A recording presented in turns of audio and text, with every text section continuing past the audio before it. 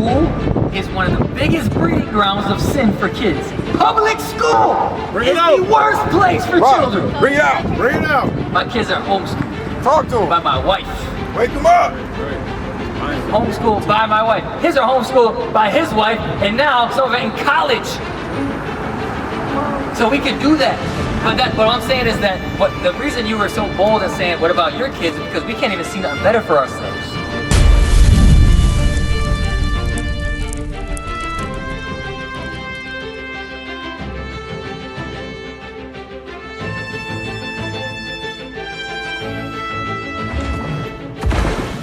Hey, is that Mom? All right, Mom, you gotta have a whole conversation. So real quick, Mom, what was your name? Violet. What we're teaching today is a lot of our people, Black and Latinos, we don't have any guidance, and a lot of times, as young people, I was young, they're young, you're older, he's older. As young people, we don't get guided on the right way to dress, to conduct ourselves, or the attention we attract. I was explaining to them as younger women. Okay, so do you agree with what I'm saying or not? I agree with saying, right? As an old, like, I'm gonna be real with you. People that are 18, how old are you, sis? 21. And what was your Mari? And was you at a point you want to make? No. Okay. We're talking about how women conduct themselves and how men may not be there to be a hedge of protection for how they act and how they bring them up. So I was talking to the young lady here, like the way she's dressed, she's 15. And she said most young women her age deal with older boys, 18, 17, 19. I'm saying, as a man, I'm married, but when I was that age, people would be older and deal with younger women because they're naive, and you can manipulate them.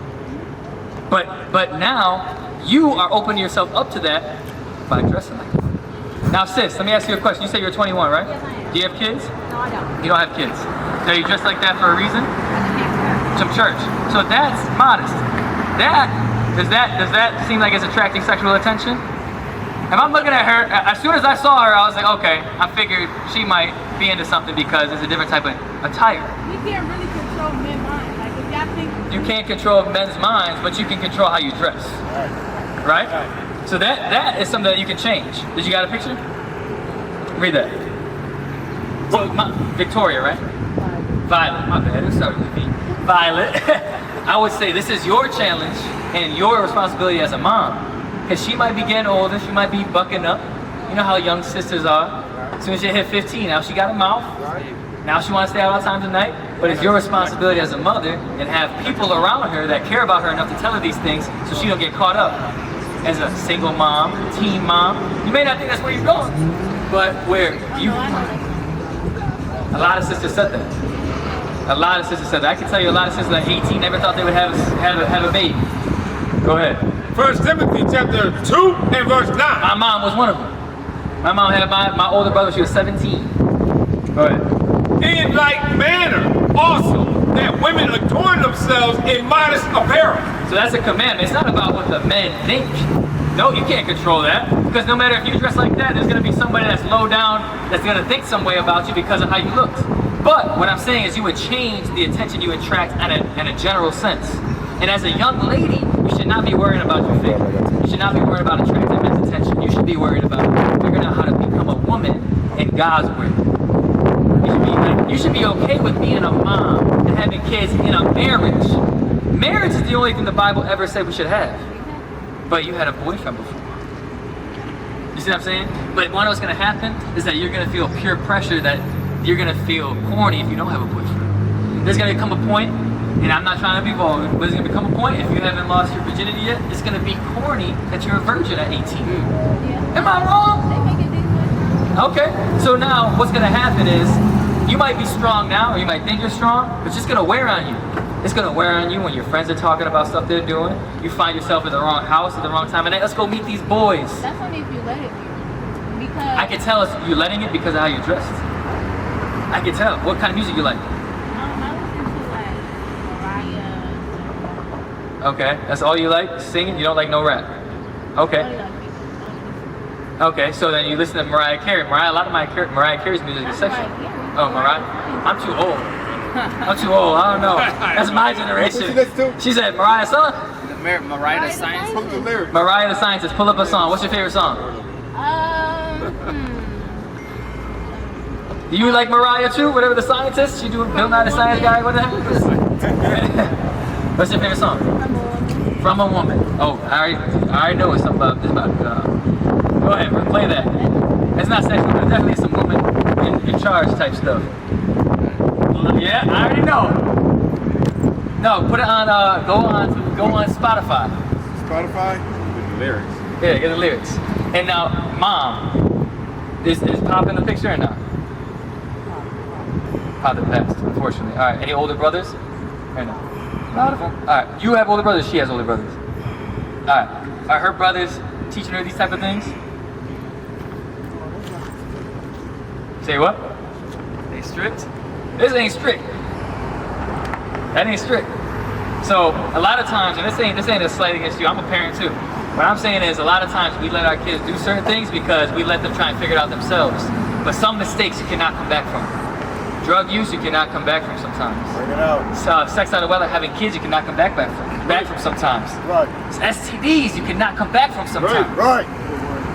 On my body, yes. 42 on my body. Then these feelings get to talking. Headed out of the party. I don't know what 42 is, but that sounds. 42 bodies. 42 bodies? What's 42 mean? Body. You don't know? You just listen to it, right? Oh, but maybe you're with somebody else tonight. You are not mine. That's adultery.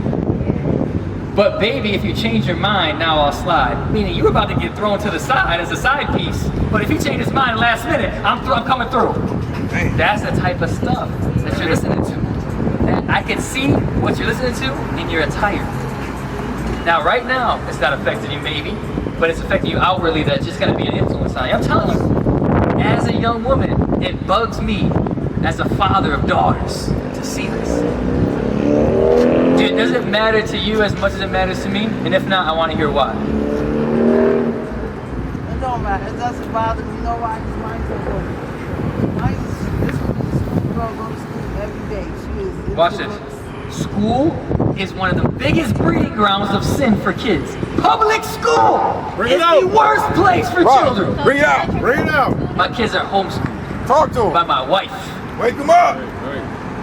Homeschooled by my wife. His are homeschooled by his wife, and now some of it in college.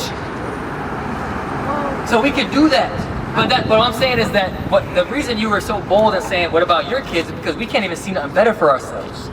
Look at how Viola looking at us like, the hell? What I'm showing you is that we don't consider better for our people. I'm telling you, when they go to school, all they learn is white supremacy history. What's the earliest event of black history you know? Not even. All you got is Martin Luther King, Malcolm X, Harriet Tubman, slavery.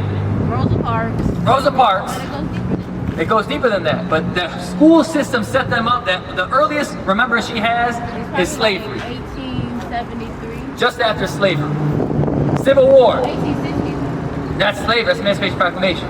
So now, that's what they remember. The first thing they get taught in school that you thought was so safe was that you were a slave, and now today you are still a slave. Bring it out. You just got rights 50 years ago. Let's give a round of applause for Martin Luther King. 50 years ago, you were not a person. You couldn't drink at the same water fountain. And not only that, when they go to school, have you ever seen fights after school? Yeah. She said, yeah, like it's a common occurrence. You thought it was safe.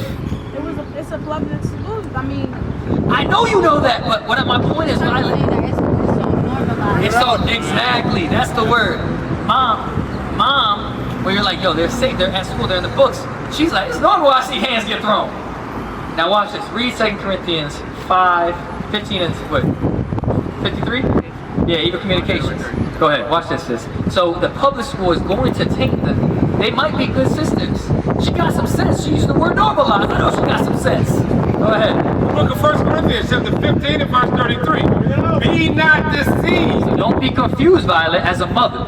Go ahead. Evil communications. Evil communications. The music she listening to, I'ma slide by if you choose me tonight. The fights that she's seeing, she's 13. She's like, it's normal, I'm throwing hands at 13. This is a little child. Evil communications. I guarantee some of your friends lost to Virginia already, right? I mean, Okay, so look at, you don't think that if she knows her friends lost to Virginia, they never talked about it, had a conversation about it? we're talking about it. Evil communications. Across the earth, the prophets move.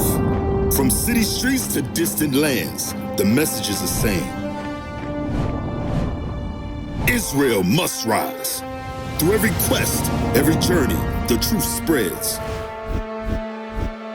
No border can contain it. No distance can silence it. Our nation lives in every moment. In joy, we celebrate marriages.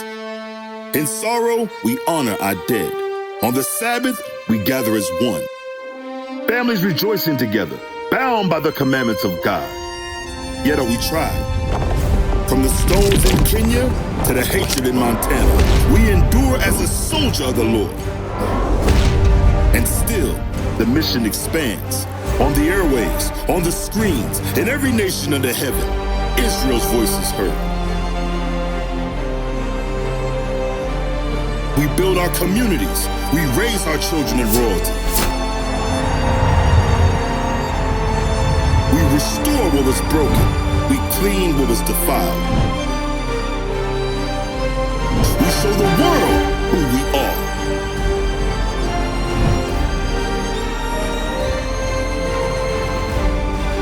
This is Israel united in Christ. Nation in motion. Nation endures.